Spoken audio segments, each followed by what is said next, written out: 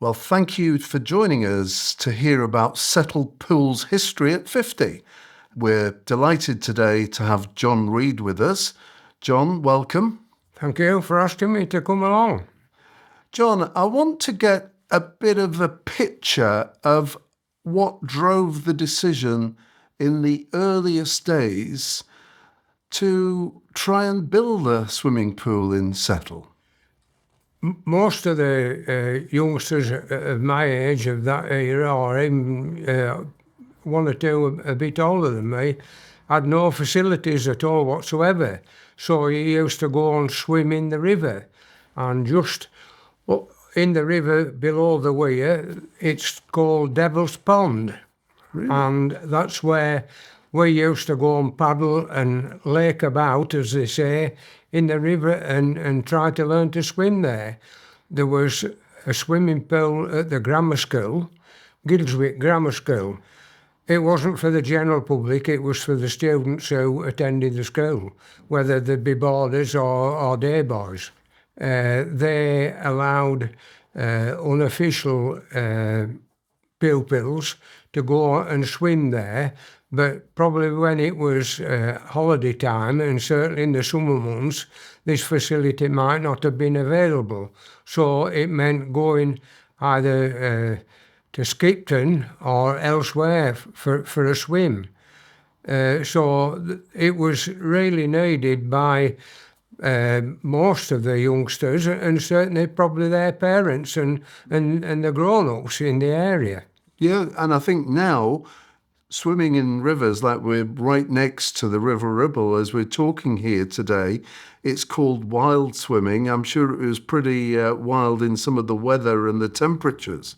Oh, it would be, and there's always a good movement of water in the river, but as you can actually see, like today, there's no movement at all, and there's been no water coming over the weirboards for about 2 months. So there would be other areas probably swimming in the dam up at the High Mill, just above what's now the paper mill, or even down in Rathmell Bottom. So the river was the main swimming facility that was local. So to move with the times, you had to probably have something constructed, and eventually determination by quite a number of people, and the pool was proposed and a site chosen, which was originally farmland. So the drive was to create a facility for all, not exclusive, but for all in this community. For all ages. Yeah. Where in the area, not just in the town, from the surrounding villages as well. And were there meetings? Were there appeals to council or even higher parliamentary people? I think there probably would be. I mean, the facility at Skipton, they had a good pool there, and I used to take my sister and 2 or 3 of her pals to Skipton to swim. On the bus? No, in the car when I'd passed my test. Wow. So they would go, I would drive them once a week down to Skipton. So other people who hadn't their own transport would have to go on the Pennine bus at that particular time, or get a neighbour or a relative to take them to Skipton, just the same as I would take my sister and her mates. So I think what we're sensing here, John, is there was a real demand in this community, was there? Oh, there would be, yes, totally. Yeah. And what were the steps then taken as it moved from that demand to actually, as you mentioned earlier, identifying some farmland and then presumably acquiring it? Was it bought? How did that happen? Probably through determination of quite a number of people. There was people like Tom Dugdale and Dr. David. Yeah, and these people got together then, John, and they decided to help fund and support and drive the thing. They would push and investigate, and they were collecting waste paper to raise funds. for the swimming pool. Mr. Spate was the other gentleman's name, I couldn't remember, and they had the Spate and Watson's the paper shop just on the corner of Station Road.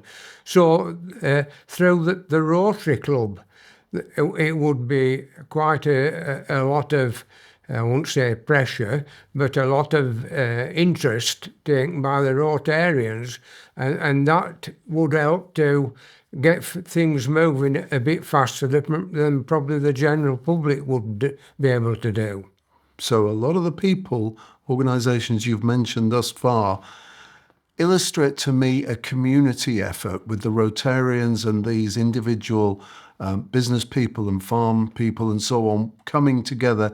Not much sign of a lot of political support. No, I don't think there'd be any political. Mr. Drayson would be MP for around this area. Now, whether he had any input into it or it was on the back burner as far as he was concerned, I'm not really sure. But it were more local interest than anything else. So the funding then to move from that first idea, that pressure that we've talked about, to actually say, we're going to do this, we're going to start to build it, and then the permission and the planning, all of that must have taken a great deal of organisation. Oh, it would do. I mean, they even had a trailer unit in Gilswick Village for collection of waste paper, where householders who lived in Gilswick would take it along. I think that they'd go around up to Lancliffe and Stainforth and maybe even up to Horton in Ribblesdale, picking this paper up with Tom Dugdale and the other Rotarians. So it was creating an interest and a bit more drive through the parishioners of the surrounding area. And this recycling that was going on with paper is something that went on for decades with Settled Pool, something that was always associated with Settled Pool. It was recycling before anybody had had any conversations about, warming planets and sustainability. That was happening here because people were saving and recycling their paper and using that to create funding. And all the waste paper at that particular time went up to John Roberts's, which was the original paper mill where the Stoneyard is, just near the entrance where you turn up to go up to Craven Depot, where the lime kilns are. And John Roberts's would compensate the price of the paper and award the pool that amount of money for every load that was taken up. So a lot of businesses were getting involved. Wow, there's something about straw houses, isn't there? And I mean, so it was a total community activity. Yeah, of all ages. Extraordinary. And do you know then, in terms of translating that paper and that community effort into the initial funding, what sort of a proportion was it? Was a lot of it donations, or was this quite a significant part of the fundraising to get the pool build underway? Well, it was one way that the community could contribute to it, rather than throwing the paper in your dustbin or your wheelie bin as it is today. This was a way of a recycling program, so it was educational on that type of the activity.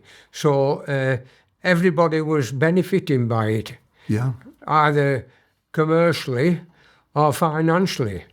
It's called a virtuous circle, isn't it? GVA and all of that would be the jargon nowadays, but Settle was setting the pace all those years ago, and then we came to the start of the build.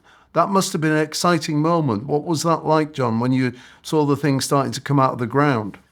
It seemed unusual because originally all that was farmland. No farmhouse, just farm buildings and the rest of the land. And the county was also wanting to build a secondary school. Pupils of my age and people older, if you didn't pass to go to the grammar school, you were transported to Ingleton, to the secondary modern there. Well, by building the new school, that was the age group that we were having to travel 10, 12 miles. And so all the youngsters then eventually would go to the new middle school. It's closed down now. So at the time that the interest for the pool to be built, this was to the side of it. So it was nearly like hand in glove. So eventually, both units, the new pool building and the school, would be built more or less all at the same time. I think what that shows is that there was some council involvement, albeit in the educational side, but obviously for the pupils, there's an added bonus of having a pool right next door. Right next door to it. So if there was any swimming lessons, it was accessible on foot rather than transport to take them elsewhere. And can you remember then, as the pool was being constructed, how did people feel? Were they excited to see this? They were really interested because they had an input in all various ways, and they could say that there was a start on the pool building, and it wouldn't be long before all ages, grandchildren, parents, and the youngsters being able to go locally to the pool, walk there, and not have to use transport. Well, that's just what a moment that must have been. Can you remember what it was like as we got to the opening? I can't really. I must admit I'm not a swimmer. Right. Well, but you've done so much to create generations of swimmers by supporting it and charting all this history, and your involvement we can see with all the paperwork and the history that you've got around you here today. It just demonstrates that commitment. It's a fantastic legacy. The pool, when it was finally opened, how did you feel? Were you proud? I think, yes, you would be, because you'd say the end result, there was something there for all ages, and you'd contributed maybe only in a small way, but everybody's contribution built funding up to make a start, and then the pool could be constructed and used by all the people in the surrounding area, not just in Settle, the surrounding villages. And help with your petrol bills, because your sisters wouldn't need to go to Skipton. Yeah. What did they make of it? Our Catherine, my sister, she enjoyed swimming, and still, I think she still will go swimming. Yeah. So from a farmer semi-retiring, all that land that the pool's built on and the surrounding fields was all farmland, and they retired. The son was in partnership with his father, went to be a car salesman at Ribblesdale Motors. Oh, right. And I think they finished farming about 1959. Right. So moving forward then, over those successful years, as we've learned about successive generations of school intake in the new school, not having to go to the grammar school, learning to swim, we've got this fantastic facility, and that went on all those years. And I want now to really start to bring us much closer to the recent years, John, because you know, as well as all of us who are in this community, how many problems beset the pool, both in terms of financial challenges, support, and also the consequences. You touched on climate change earlier, but the consequences of weather and damage and storms and so on, and all those difficulties. What was that like to see all that happening?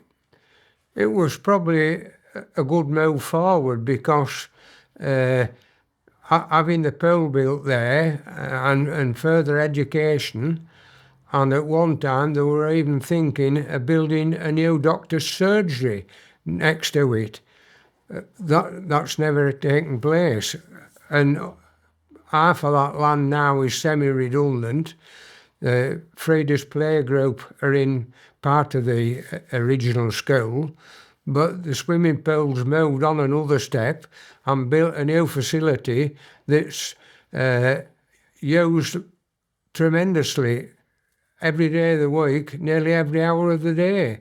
So it's benefited the pool by having that locally and made such a lot of difference to people's lives. Absolutely. And those facilities, you've just touched on them. I mean, they really are exceptional in terms of the variety of classes and facilities and equipment that's available in the pool. We'll come back to that, I'm sure. But the damage that the pool suffered before we've seen that most recent iteration of the pool was pretty awful, wasn't it? With the weather damage, talking now about, I think it was Storm Arwen and the roof coming off. That's right. What was that like? Now that facility to be semi-shut down and not used by anybody because of health and safety grounds, people were missing out on one of their hobbies. So they had to push and shove and hopefully raise more money so that could be repaired, and eventually a new building being built, which everybody would be really surprised to see, probably. But even for having that facility in your own area and a new modern complex was something that everybody looked forward to. And we've seen as well, in the build-up to that new facility, innovative ways of fundraising and building the support, because it was desperate times. And we've seen the establishment of the Settled Pool charity shop in the town, which is hugely successful, and a second shop now. And of course, we touched on the paper cardboard collection. That's given way now to these other initiatives, including facilities for containers where people can leave their charitable donations to help the pool. What do you think that tells us about the people in this community, John? Well, apart from householders, I mean, when you think all the businesses, or most of the businesses in town that have goods delivered in cardboard boxes would have to pay that facility to North Yorkshire Council as it is now, but it would be Craven District at that particular time. So by all traders, lots of shops and businesses taking all their cardboard and waste paper products up to the site at Watershed Mill. Yes. It's saving them money and it's making money by them taking all their recyclable material up there. So not just householders, but local businesses are making that an effort to subsidise and keep the pool running by all their waste paper. And again, it's that community working to support. All working together. Exactly. And we've got visitors who come to this part of the world now who are just amazed at the quality of the facility. None of them probably know the history of that struggle that you've been describing to us today. What are the other memorable moments in those years, John, from the earliest days to where we are now, that you can remember? As I say, I'm not a swimmer, but people who enjoy swimming can go any time of the day. They can have that facility there. They can stop and have a chat, have a cup of coffee. It's a social gathering as well. Definitely. So your community who don't swim might be going along with some relative and having a coffee there, and that's a supporting activity taking place by a non-swimmer. And people listening to this, taking a lesson away from what Settle has achieved over the last 50 years, and they're going back to their own communities thinking, how can we do something like that? What's the main message, John? What's the big takeaway for them? I think probably in a rural area, and certainly around here, Ingleton was the same because they had their own swimming pool. they originally had an outside pool. So they eventually would contribute and help to support their local activity, and they wouldn't have any need to come to settle, but they still might be coming even today, even if we're having that facility at Ingleton. So all the community, all ages, all benefit out of something that was a good idea at the time, but it took a bit of starting, and eventually the communities benefited out of it. And you've used that community word many times. It's that community dedication and singleness of purpose, I sense, that's brought about the result. When you think your blue bin, they're taking plastic, tins and paper, and that's all collected free. Well, indirectly you're paying for it through your taxation, but all that's collected has to be sorted out, and North Yorkshire will be selling the paper on, but the amount that it's cost to sort out, they won't be making much profit out of their paper, but for the facility that householders are collecting and sending in our area is more beneficial, and everybody can benefit out of that. Well, it's a tremendous testament to the dedication of generations of people like yourself who've been involved in this, whether in the water or supporting in different ways.